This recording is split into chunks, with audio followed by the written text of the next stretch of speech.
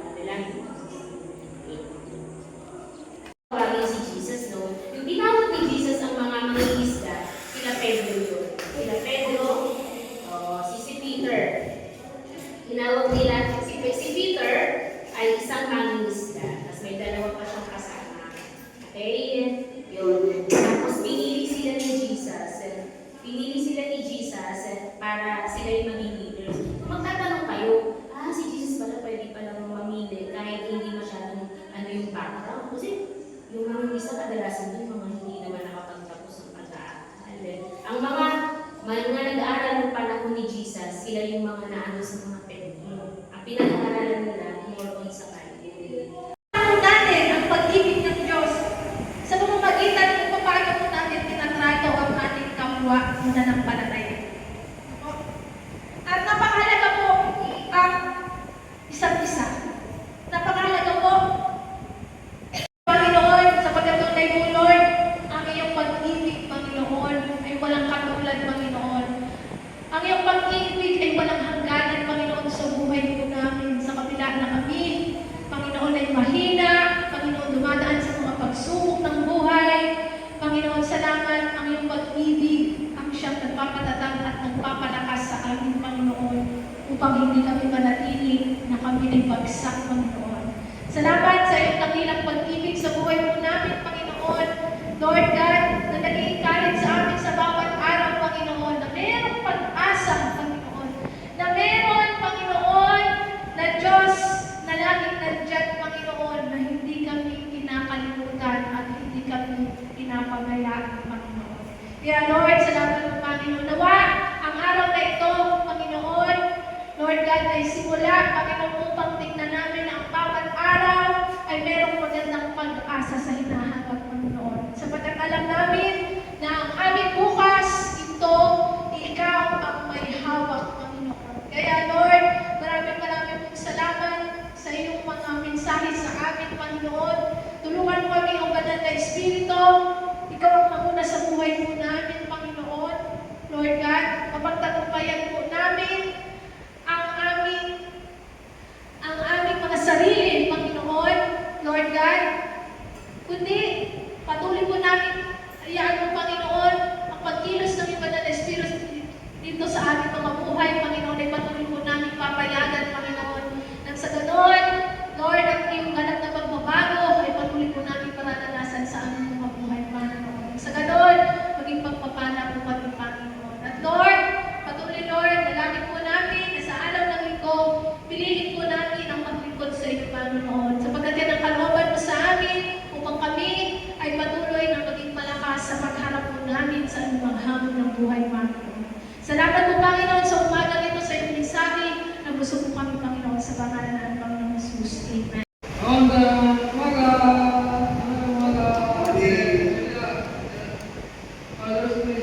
Father God, thank you for coming this Sunday. Lord, we do service, and then we worship you for the glory of the Yahweh, and then we forget we live in a good way, and then we live your life in prosperous and satisfied. In the name of Jesus, I pray. Amen. It is Ephesians 3, 18 to 19. May have power together with the followers, holy people, to grasp how wide and long and high is the love of Christ, and to know this love that as a person's knowledge. They will be filled with the nature about all the goodness of God. And number one is experiencing His boundless love. And then it is sometimes we need to live our life. And then it is very hard, very hard. Is God will love me? Why my life is very so? Why I have to feel this kind of things? And then this kind of feeling can be also maybe God doesn't love me. They kind of suspect from the practice. But all the time we have to believe. We have to say John 3:16. I have to say because God loved me, and then He sent Jesus, and then do like that, and then also have to be stirred, have to be burned in the love of Christ, and then we have to also in Galatians 3:18, and then I have been crucified with Christ, and I will not forget Christ lives in me, but the life I live in the body, I live by the faith, by the Son of God who loved me and gave Himself for me. Also have to say, and then I have to say not only online, and then until you have a love of Christ is full like that. Oh, now this is the only my the test. This is my after this here is things come. if the Lord keep like that, that is, the love of God is good. The Holy Spirit's guidance. I want to say is that if you do service, right? Abraham did one service, changing his life. Also, Isaac, when he gave himself, when his father Isaac had incorporated himself, his son, to the world like that. Only 3 days happened, but he obeyed, and then he also changed his life. But also, Jacob, when he did service to the Lord in the Bethel, he also successful life. Then the Lord is with them. So it is important. We do every service. But we try to give all the best our service to the Lord. If the Lord recognize our service only just one time, Lord like that, the Lord will give you blessings.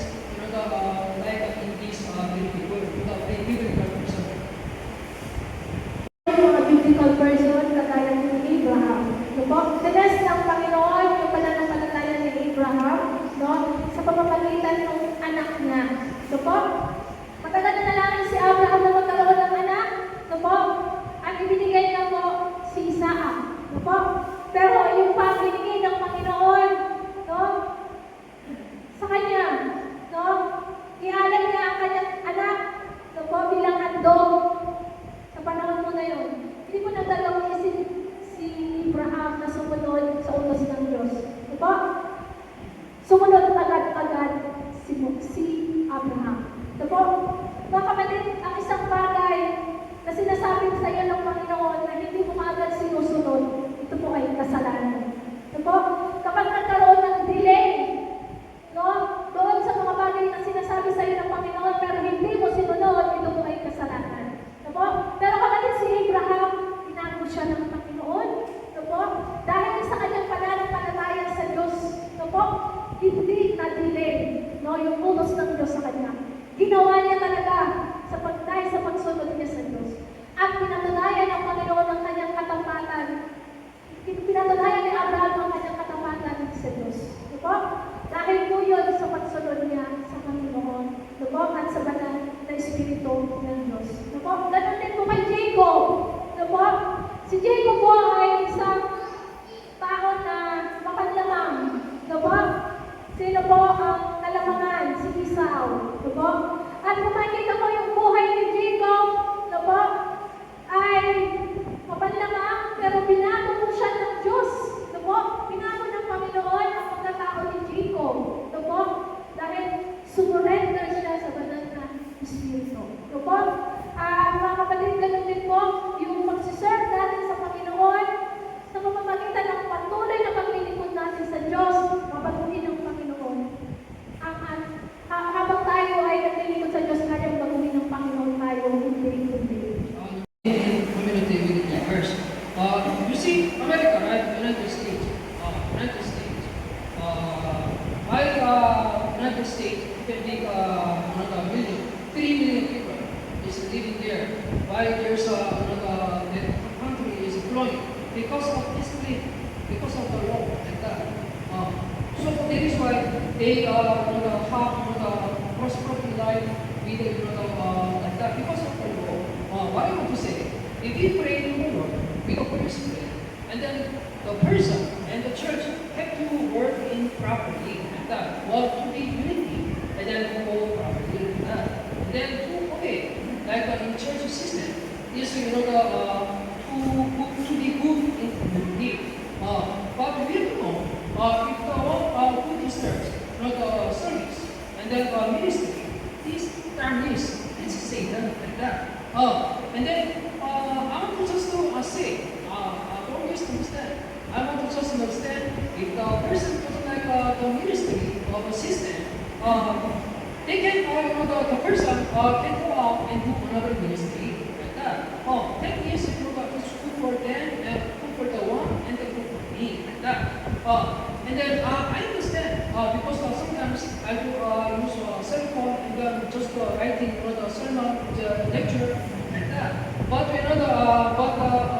the person who really